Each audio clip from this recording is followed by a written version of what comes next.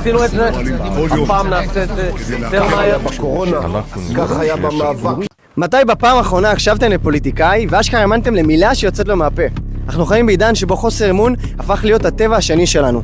מציפים אותנו בגרפים, בסיסמאות ובפייק ניוז, אבל האמת היא שזה לא טעות, זאת השיטה. השיטה הזאת נקראת הצפת מידע. היא בנויה כדי לגרום לנו להרגיש קטנים, לבלבל לנו את המוח, להתייאש ובסוף לוותר ולתת להם לעשות מה שהם רוצים.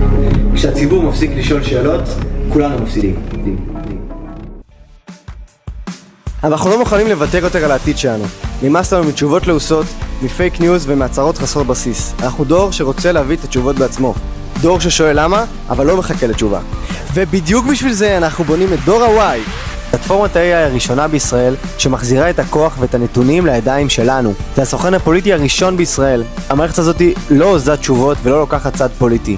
היא מחוברת ישירות למאגרי המידע הרשמיים של המדינה. אנחנו לא רק קהילה רעיונית, יש לנו תוכנית עבודה מדויקת, אפיון המוצר הושלם, מנוע AI בתהליך של בדיקות ויש לנו שותפויות אסטרטגיות בשטח כדי להבטיח ניטרליות מלאה והפצה רחבה. במקום לתת לכם תשובות לעוסות, המערכת הזו פועלת כיועץ פוליטי אישי שלכם. אתם מזינים אמירה ששמעתם בחדשות ו-AI עוזר לכם לפרק אותה ולמצוא את הפער. הוא מנגיש לכם את הדאטה הגולמי מהמקורות כדי שאתם תבינו, אתם תשאלו את השאלות הנכונות ואתם תהיו האוטוריטה.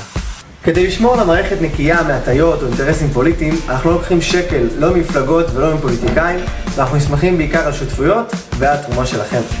בכסף שתתרמו אנחנו נמשיך לפתח את המוצר, נבנה תשתית טכנולוגית מאובטחת ונעשה שיווק כי איך אפשר שלא. אז אל תהיו אדישים, תצטרפו לדור ה-Y וביחד נחזיר את הכוח חזרה לידיים שלנו.